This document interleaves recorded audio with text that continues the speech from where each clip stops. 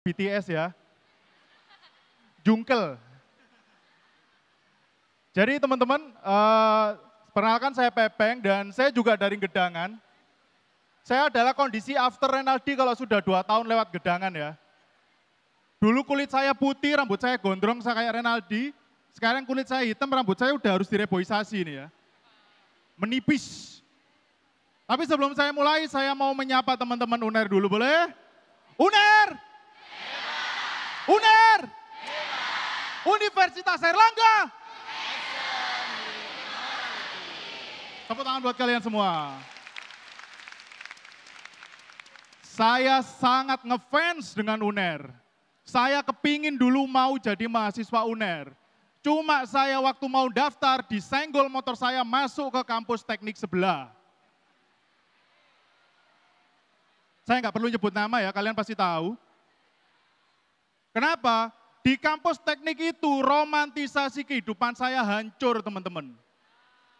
Kalau di UNER kalian enak, ketemu sama cewek papasan kesenggol, des, tasnya cewek jatuh lipstik, cermin, sisir.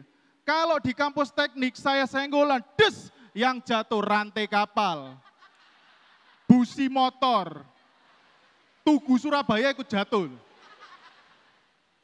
Dan juga teman-teman semuanya yang di UNER enak, cowok cewek kalau di masjid mau sholat bisa main batal-batalan wudhu. Cowok lagi wudhu, cewek megang batal. Bisa, lucu, romantis. Di kampus teknik saya laki-laki semua. Mau batal-batalan wudhu, batal, lanang. Podo lanangnya. Dan saya sangat mendukung, sangat setuju kalau kita semua harus ikut pemilu, berperan aktif. Benar teman-teman? Saya cuma nggak setuju kenapa pemilu dipilih di tanggal 14 Februari. Hari Valentine. Problemnya nggak masalah apa-apanya. Saya punya istri saya hamil. Kata dokter kemungkinan bayi saya lahir tanggal 14 Februari. Ini ngerepoti saya teman-teman. Kalau cari nama dulu simple, anak saya lahir 14 Februari, saya namakan Valentina. Kalau nggak gitu Valentino. Sekarang 14 Februari ada Pilpres. Mau saya namakan apa anak saya? Susi Cobloswati. Yanto Belik. Kan nggak mungkin ya. Dan juga saya agak nggak setuju dengan salah satu kalimat dalam pemilu yaitu istilah golput. Orang yang nyoblos lebih dari satu paslon dinamakan golput. Ini nggak cocok. Di Korea, orang yang ngefans lebih dari satu sosok dinamakan multiple fandom. Kenapa kita nyebut golput nggak multiple fandom? Nggak masalah kan kalau kita ngefans BTS sama NCT, BTS sama Seventeen, BTS sama Denny Caknan. Loh, kan nggak apa-apa toh. Siapa tahu mereka bisa kolaps ngeluarkan lagu judulnya Boy With Love Medot Janji. Dan kenapa saya sangat selalu menyemangati teman-teman untuk ikut pemilu? Karena gini teman-teman, berdasarkan data dan fakta, pemilu 2019 itu menghabiskan anggaran 25 triliun. Pemilu 2024 kalian tahu berapa? 76 triliun anggarannya. Itu kalau bapak-bapak seperti saya yang suka melihara sesuatu, itu saya melihara sugar glider sampai sugar baby itu jadi satu peternakan. Dan juga kalau saya hitung 76 triliun, teman-teman di sini mahasiswa, saya hitung-hitung itu kuliah sampai wisuda, habisnya 90 juta. 76 triliun dibagi 90 juta, saya bisa menguliahkan teman-teman gratis total 800 ribu mahasiswa.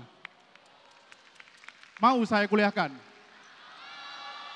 Masalahnya aku nggak nyapres ya. Dan gini, nah saya juga berharap kalaupun nanti pemilu, saya inginnya pemilu itu hemat. Karena kalau pemilu sampai menghabiskan dana banyak, saya nggak setuju. Saya kalau bisa anggarannya dipres. Anggaran penghematan yang pertama adalah yang bisa kita tekan adalah dari penjaga TPS. Dulu saya pernah ngalamin sendiri di kampung saya, yang jaga TPS bapak-bapak tua, yang besoknya harus kerja ngantuk-ngantuk emosional akhirnya. Daripada kita menyuruh bapak-bapak jaga TPS, mending kita kasih anak muda milenial. Terus kalau tanya, loh cara milih anak mudanya gimana? Gampang.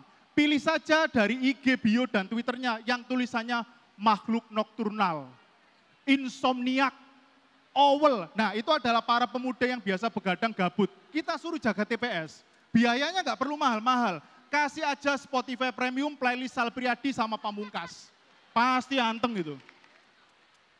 Dan penghematan yang kedua yang bisa kita lakukan adalah jangan pakai kertas pemilu yang masih baru.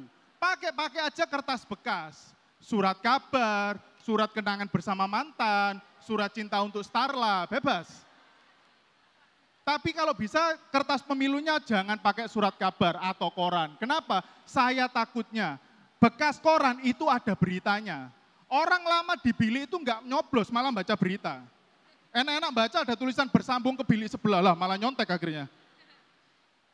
Dan yang terakhir, penghematan yang bisa kita lakukan untuk pemilu 2024 adalah dari kotak suara. Jangan pakai kotak suara baru, jangan pakai kotak baja besi, pakai kotak amal masjid. Karena selain hemat, sudah ada yang jaga, ada marbot, ada remas orang-orang masjid. Tapi minusnya adalah kalau biasanya pemilu pakai kotak suara normal, bisa dibacakan langsung. Kalau pakai kotak amal masjid, nunggu waktu Jumatan. Jadi khotib mengumumkan, iya hasil pemilihan suara hari ini, 100 suara sah, 30 tidak sah, sisanya diwakilkan hamba Allah. Sekian saya Bepeng, terima kasih.